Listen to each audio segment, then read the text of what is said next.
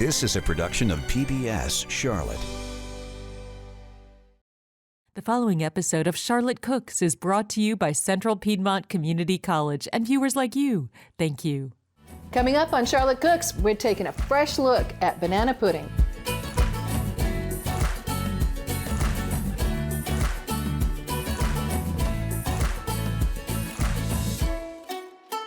Hi there, and welcome to this edition of Charlotte Cooks. I'm really glad you're with us today. We have a special edition in that we have an alumni with us, Desiree Kinker, who was a graduate from our program, and she was not only just a graduate, but she was also our graduation speaker the year she graduated. So we're really glad to have her back. We're going to boast on you because we think you're fantastic. So what are you going to make for us today, Desiree? Banana pudding my way. Banana pudding your way. So Yes. What is your way? My way has shortbread. Instead of vanilla wafers, I make pastry cream, AKA pudding, caramelized bananas, and then whipped cream by hand. Okay, so how are you going to make the shortbread? We're gonna start with the butter, and then we're gonna go ahead and knock in the brown sugar. And then if I could get a pinch of salt, I tried it without a pinch and it was a There lot. you go. I know, it's really amazing the little bit of difference salt makes, and something as simple as a shortbread cookie. And then some vanilla. Now, what kind of vanilla is that? Is that like a regular vanilla extract? This is You a got some- paste. Vanilla Yeah, paste. I prefer paste. It has a sweet taste to it, Okay. and it's pretty thick. And what I would normally do, I would use a hand mixer or my hands and just go ahead and get everything all mixed in together. All right. But today I'm gonna use a fork. Just to keep your hands clean. For now. I may end up getting my hands dirty. Sometimes I don't, because if the butter's already room temperature and I put my hands in, Everything gets it'll incorporated really easy. really easy, and it'll get too warm, and then when it bakes, the butter will runs out. And I'm actually not gonna get my hands dirty. When you put your flour in, I am. I bet you put your hands in there when you put your flour in. Yes, which I'm going to do. There you go. You got it on your hands now. You are committed. Go for it, girl. Go, go, go. I knew it was gonna happen. But I also want to work really quickly because I really don't want this butter melting all over my Right. hands. So I'm gonna stop here. Okay. Because what I don't want to do is I don't want a traditional looking cookie dough where it's all like congealed together and Okay. smooth. Still want it to be a little lumpy? I do. And so you're going to use just a regular, Yes. kind of like a cake pan actually, right? And this is a non-stick cake pan, so it'll be nice and it'll be able to pop that out really easy. Now, what temperature do we cook the shortbread in? 350. 350 for how long?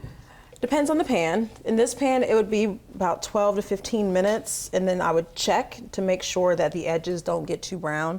Well, the whole thing does get brown, but also using the local pastry flour, it does have, it's already naturally brown. Yes. So you have to be really, really careful that it doesn't burn. Yes. So if you Don't smell it, mistake the then- brownness from the flour for Yeah. the brownness of being cooked. If you smell it, then it's probably done. And so what I would do from here is I would just do a few pokes or docks, and that'll keep it from puffing up too much.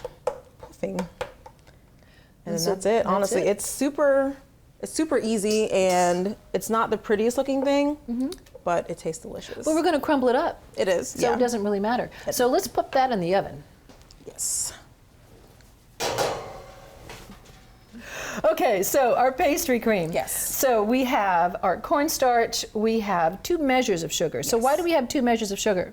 I go ahead and heat milk and 1 part sugar together, and then I'll go ahead and whip eggs, and then sugar, and then cornstarch. Okay. And then temper in. And bring it Nice. together. Nice. All right, well, let's do it. And I would normally put the sugar in first, but I've learned to put the sugar in after. And why is that? It'll get stuck to the bottom and burn. Oh, there you go. See, that's a good point. So if you add it after you add your milk, it gets in there and starts dissolving. Yeah. Rather than sitting on the bottom of the pot and adding your milk, and you have something that's going to scorch and burn on I'm you. gonna go ahead and just turn that on a lower heat, Okay. because I don't want it to boil over.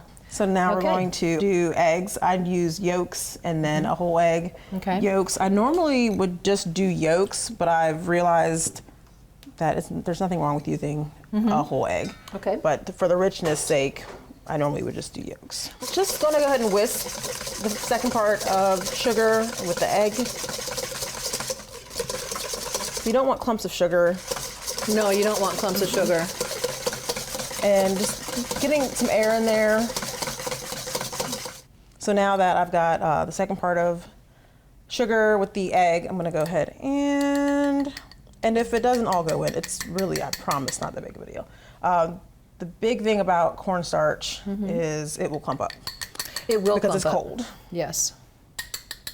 But you want to make sure there's no lumps, and that's why you put it through the little sieve first. Yes. And you're just whisking it in there, no heat. No heat, no heat, definitely no heat. And I start very slowly when Okay. whisking cornstarch. Okay. Because it will It go in. it thickens things up really fast, doesn't And it? it will also fly all over your face. So now our milk it's not boiled, No. but it's good and hot. It's Very good and warm to hot. the touch. Our sugar is melted in there. Our eggs are whisked with the cornstarch. Yes. And more sugar. Yes. Cornstarch, sugar, And eggs. milk, and sugar. Okay, now let's do the temper magic. You need a ladle. Yes, at home I would not use a ladle. At home you would what, just pour it in? I would. Well, because when I think about it, if I'm having to do this and then stop, there's a lot of stopping and starting. And just for safety purposes, I'm going to Bring it this over. Yeah, and then we'll move it back over. So I'm going to use a little bit of, Now this is what we were talking about as far as adding hot liquid to the cold eggs so you don't get those scrambled eggs. Yeah. And so do it nice and slow. And you don't have to do this the whole time. You could do it about halfway, and once that egg mixture is warm, you can add the rest of your milk to it, and Yes. it won't scramble the eggs. But like Desiree said, if you do happen to do it too quickly and your eggs do get scrambled, run them through a sieve, run them through a colander, some kind, not a colander, it's too big, but some kind of a wire mesh strainer that's going to strain those egg yolks, Yes. the cooked egg yolk lumps out so that we can actually be finished. so I do not have cheesecloth at home regularly, but I do have a nice little, a few fine mesh strainers or sieves. So I have a little bit of both of them. So now I can feel on the sides of the bowl that it's warm, and even on yes. the bottom. Normally with like the black bottom bowls, you can't feel it, but this is actually really good. I can feel it. So Then you just add the rest of it to the warm milk. yes, And this is the point where you don't have to worry about those eggs scrambling anymore because it already got hot in the bowl and they're nicely incorporated. And this is now where the cornstarch starts making its magic. yes. So I'm gonna turn the heat back I'm on. going to take that from you. And I will probably switch between the whisk and then I'll start using the spatula. Spatula, just to keep it off the bottom. Yes, And so how long is this going to take? just a few minutes. Doesn't take long either. It shouldn't, You've got the egg yolks hopefully. and you've got the cornstarch in theory. there. And so that should thicken up pretty quickly. It should thicken up pretty quickly, but one thing that I've noticed is it can change. It can be very temperamental. One day it'll take 2 seconds when it goes in the pan. The next day it'll take 5 minutes. So I've just learned to be very patient with it. And then also wanting to remember, just keep it moving and don't give up So it on doesn't it. stick to the bottom. And milk will burn to the bottom of the pot It will. big time, especially I've when you done got it. sugar in there. All right, so at this point, I could let it cook longer because the longer it cooks, the thicker it gets. Right. And so I turned the heat off because you mentioned vanilla. Vanilla and butter will go in after the heat's turned off. Okay. Because alcohol, some vanillas have alcohol in them. You don't want it to completely True. evaporate. We're going to add vanilla and butter. Don't forget the butter. Don't forget the butter. So the butter gives it a nice, rich Yes, finish and a yes. good mouthfeel. Yeah, it's very sad to realize after I left put the it on butter a, out. yeah, and then I have to pull it out and then add the butter in, melt it a little bit so it can get incorporated, and yeah, it's sad. And I'm not going to whisk the butter in because. So you just use your spatula and just fold it Yeah. in. And one of the big things about I like using a spatula for in this sense is I can actually see the butter, and if I'm whisking, I won't be able to see what's happening with the butter to make sure that it's all Nice and incorporated. Yeah, because I don't want a melted butter. Right, you don't want a ring. pool of melted butter No, on top. no. Because then when it cools down, you have hard butter on the top of it. Which is not a good time. And this is your Vanilla bean paste. vanilla bean paste. I normally use extract. It all depends on what I have. You know, I'm not gonna stress myself out. If I don't have it, I don't have it. So at this point, what I would normally do is go ahead and pop it into a pan that is thin, very shallow pan. To cool it down. cool it down and cover it with plastic. So we you are want to gonna just cover cover it. that with plastic? Yes, we Okay. don't want to have a film Let's cover that with on the top of plastic. it. So anytime you have anything that's been thickened with a flour, like it's a sauce or a pudding or anything like that, if you put a piece of cellophane or plastic wrap all the way down on the surface like this, when it cools down, it's going to keep it from forming a skin. And we've all seen puddings and things that have formed that skin on them, and you just got to peel that off, and you think, that's such a waste of ingredients. Yes. Is our shortbread done yet, do you think?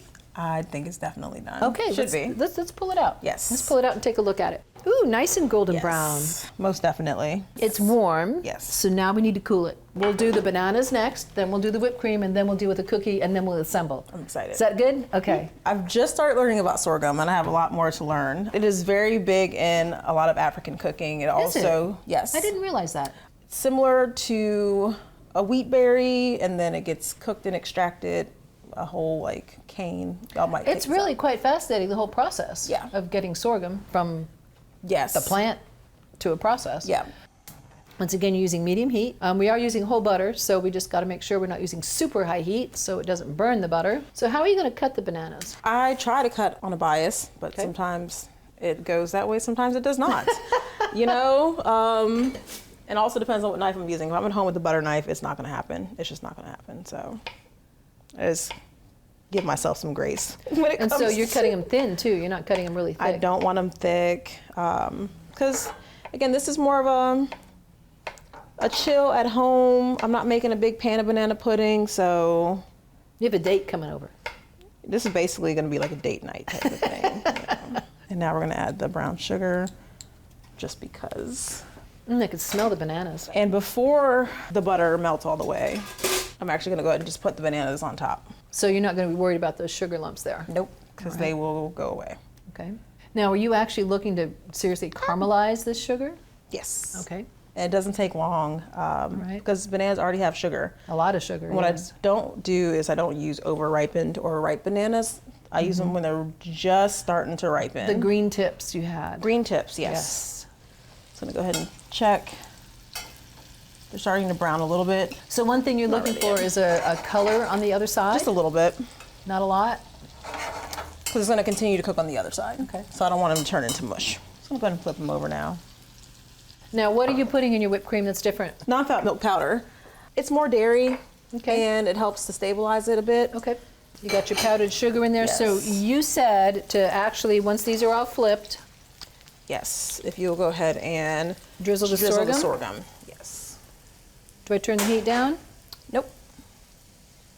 Ooh, look at this beautiful golden color. Look at this. Now in there, once again, you've got your cream. You've got your dry milk powder to Yes. stabilize it. And what else? Vanilla bean paste. Vanilla bean paste. And Is that it? powdered sugar. And powdered Yeah. sugar. Okay. You can't have whipped cream without butter. You can. Well, you However, can, but you know, it's not the same. after a few minutes of whipping, it's going to, believe it or not, turn into cream. Turn into cream, whipped cream. Yes. But I don't want butter. You don't want butter. No. And you know, it does happen. If you keep whipping that cream and you keep whipping that cream, it will turn into butter. I've made some really good butters. I made some good butter Yeah, too. really You good know, butter so over if, the years. if it turns into butter, say I intended to make butter, and then now I'll make whipped cream and go get more cream. So now I'm going to stop here. I'm just going to go ahead and check. I'm not even going to look at the bananas because I know they're done. Oh yeah, they Like, look done. So now I'm going to add Put a cream little on cream top. in there.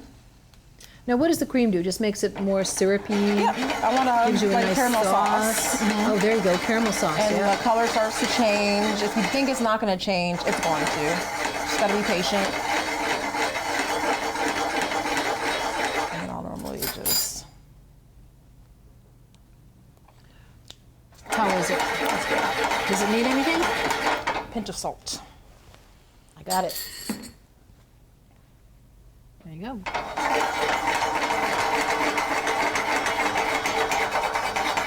And then we'll let that cool off. It'll thicken up a little bit, just like a caramel. There are a few ways to do this. I could flip it out and take a chance. Who knows?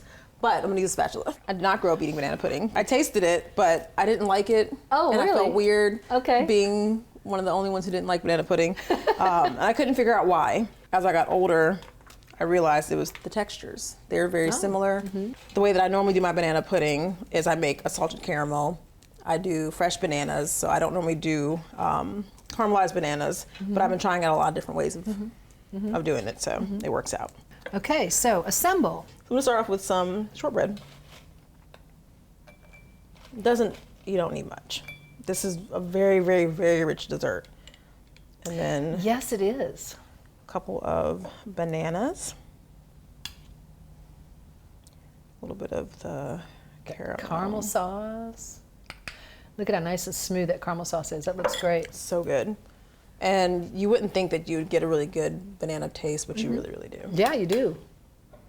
So put some of your pastry cream on top. And then sometimes I'll use an ice cream scoop. It all depends. You know, I use mason jars for this. Okay, yes, I've seen them in mason jars, yes. Which again, you can use a scoop. You can use a You pastry can bag. make quenelles, whatever you want. If I were at home by myself, this is how I would do it. So I'm actually gonna do a little more cookies or shortbread. Now I want to get some of the crumbs now. I got some of the bigger pieces on the bottom, and they're getting soaked up by the pastry cream and Yes, they are. the bananas and the caramel. And then I'll add a nice drizzle. Good. And of course, you need at least a couple bananas on top. So you can see, you know that there's Yes. bananas in there. It's like proof. It's like prove that it's here, otherwise There it you never go. happened. So we have this fabulous banana pudding, but we're going to show you one more dish. We're going to show you how to make a really fast bananas Foster, and it's one of my favorites because it's flambé. You're going to cut me a banana. Yes. We need ice cream, some brown sugar, some butter. We're going to use a little bit of whiskey because we want a flambé. So we're going to have a little show here. And we're going to season it with a little bit of orange juice and a little bit of orange zest. And as you've noticed, we've been salting things as we go. So we're going to put a little bit of salt in there to go. So we're going to heat our pan up. We want to get it in there to where our butter is going to melt. So we're going to put one of these really pretty little butter pats in there. We're going to get this butter all nice and melted. We're going to put a little bit of brown sugar in here to get this brown sugar caramelized in here too. So we're just adding a little bit of orange juice and doing a little bit of a flambé on this. That's about the only difference between what you've done. Oh, I love that sound. And I do too. I do too. Cooking sugar. You know what I can't stand though? This is going to sound really strange. Butter on toast and cinnamon. I can't stand it. Oh my God. I can't stand it. I was afraid you were going to say that. No, I can't stand it. Why? All right, bananas. Put the bananas in there for me, Miss. Oh, that just hurt. Miss Desiree. That just hurt my whole heart. All right, so just like we did with yours, we're letting those get there. We're gonna, got them all in there yet? Well, that was a big banana. And Okay, this is all. turn the heat down. Gonna let that sit there for a minute. And we do want them to get just a little bit of color on one side. So once that happens, this color is also happening from the brown sugar that's caramelizing on the bottom of the pan. Oh, nice. Yeah, look at that. And so now, once we turn these, we're going to flambé the hot banana dish. Yeah. Hot bananas. Yeah. All right, guys, flambé time. Whenever you add alcohol, whether it's wine, sherry, or some of the heavy-duty stuff, always take your pan off the heat because you do not want the flame to go into the bottle and turn into a bomb. And I have seen that happen before. So that's why I always caution you. Take it off the heat. You're going to pour your alcohol into the back. You can hear it. You're going to get it warm, and then you're going to take it to the front and ignite it. There we go. It should be lit. So then as it's lit, yeah, it's lit. You can see it. Love pumps. See Love that? flambé. Ooh, look at that. And so once this flambé is going, you want to let it go and you want to let that flame disappear because what that's doing is it's burning off all that alcohol, okay? Yeah. And we put a little bit of alcohol in there, just a little bit, Just a smidge. just to make sure that it's going to flambe. And then you want to bring it back up to a nice boil. Let that sugar get nice and caramelized. It looks so good. Doesn't it look good? I'm going to add a little bit of orange juice, just a little bit. Just to, whoops, thin that out. Did I just burn this whole side of the pan? Oh no, you did good. You caught that really quick. And then we're going to add a little bit of orange zest, Oh, just to give it a little flash. And a pinch of salt, because salt will always make things taste better. Just a pinch, not a lot. Desiree, you got the ice cream ready? You can do this with rum. It's wonderful with rum. You can do it with brandy, which is my favorite. Oh, I'm so excited. I know, really? I'm so excited.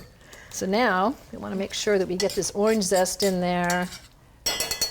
And once again, you got to be really careful about not overcooking your bananas because they will overcook pretty quickly. Okay, you ready? Yes. All right. So now, look, one for you and one for me. Haha. We want to get this syrup. Oh, I love that. Pour it over the top here. Oh, look at that. It's like apple pie, but it's better because it's Oh, banana. it's bananas, yeah. And if you wanted to, you can always take some fresh banana and put some fresh banana on there as well. So here we have for you Desiree's modern, contemporary twist on banana pudding. We've got our caramelized bananas. We have got a fabulous, fabulous pastry cream. We have got a whipped cream and shortbread. You saw how it was all made. And then we've got our Bananas Foster. So thank you for watching this episode of Charlotte Cooks. Catch us next time, and you never know what we're going to be doing next. But if you want our recipes, grab our recipes off of our website at pbscharlotte.org, or you can send me an email. My email is Pamela, Pamela, .roberts, ROBERTS, @cpcc.edu. And thanks for watching, and we're going to eat this Bananas Foster. So good. We're going to let you guys enjoy the banana pudding, and we'll catch you next time. Thank you for watching. Bye-bye now.